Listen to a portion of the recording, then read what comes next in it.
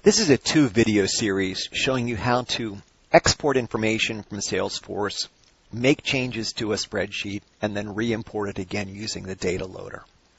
So the first step is to go out to Reports and pull up a report that you want to make changes to. So what I have is contacts and 2 fields, required service and how urgent. So if we've got someone who needs to do something and how soon they need to do it, we can track on it. But if we end up having to make changes and edits to 50 records, 100 records, 200 records, it's awfully hard to go into each record and make that change.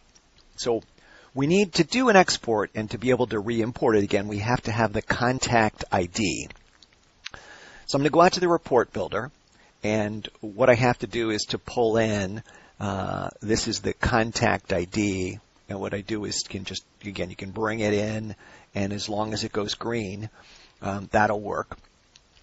And then what you do is you save it, and you run the report, and what you'll see then is we now have contact ID, we've got required service and urgency.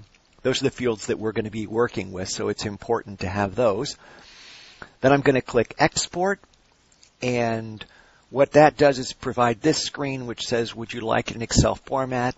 I'm going to say yes, and then what it's going to do is export to me, and I'm going to then get those same fields on a spreadsheet.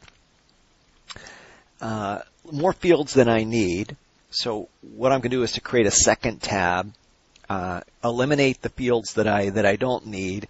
I'm going to add a couple of fields. I'm going to add a required service, which is what we had, copy over the header, remark it as old.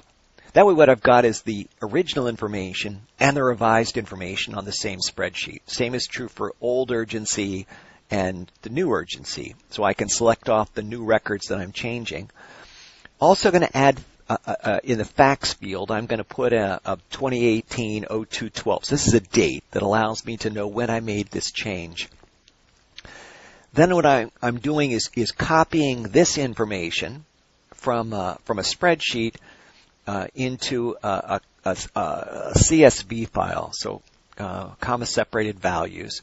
And I can actually pull out the ones that I specifically kind of want to deal with as just a first step. But the whole goal is to be able to get to a comma separated value CSV file, which has the headers that I exported from Salesforce, those that I've changed. I can then save this information, and what I'll have is the information that I need to be able to then take the Dataloader to re-import. So watch the second video, and then I'll show you how to do the next step.